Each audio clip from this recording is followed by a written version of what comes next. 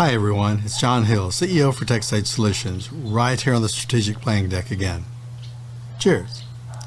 It's been a while since I've shared my thoughts on the deck, so hopefully all of you DoD contractors that I'm connected with out there will find this one very useful and actionable. The key is, will you pass the test? Many DoD contractors still believe they won't be required to meet the new CMMC Cybersecurity Model Certification compliance requirements that should become effective within the next few months. Unfortunately, this just isn't true.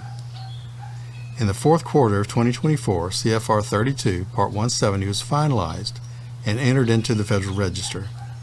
This part of the CMMC program establishes the requirement for conducting an assessment of compliance for all DoD contractor systems that process, store, or transmit controlled unclassified information, commonly referred to as CUI or CUI.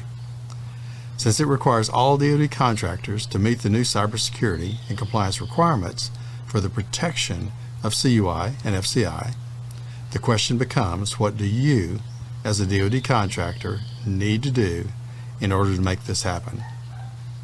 Here's 4 tips to guide you toward meeting this DoD compliance requirement. Tip 1 is to complete your NIST 800-171 self-assessment and submit your score into the Supplier Risk Performance System, SPRS. If you review the Reps and Certs section of your contracts, many of you will find this requirement going all the way back to 2017, and you've been attesting to DoD all this time that you've been truthful and accurate about your company's compliance. Unfortunately, many of you haven't really been telling the truth, even if you may not know it. Tip 2 is to determine what level of CMMC certification that you'll need. If you need to only work with federal contract information, that's FCI, you'll probably only need a level 1. If you also work with controlled unclassified information or controlled technical information, you'll need to achieve at least a level 2 and perhaps a level 3. In most cases, DFARS regulations and Reps and Certs pages of your contract should indicate your required level.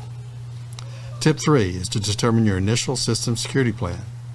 This plan must describe in extreme detail exactly how you're handling and protecting the sensitive information that you receive from the Department of Defense or create for the Department of Defense.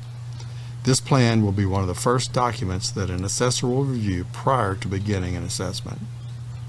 Tip 4 is to use your NIST 800-171 self-assessment score to develop your plan of action and milestones, your POAM. Your POAM creates the roadmap that you'll use to plan and track the steps that you'll take to fully prepare for your assessment and successfully achieve your CMMC certification. Do you have questions about how you can achieve your CMMC certification? Please click on the link below to request a free consultation with me to find out how we can work together to make this happen. You deserve to receive your CMMC certification and continue to work with the Department of Defense. Let's talk soon. Until then, stay safe and think about your journey towards CMMC compliance. Thanks for joining me today for my thoughts from the deck. If you found it useful, please feel free to share it with your friends.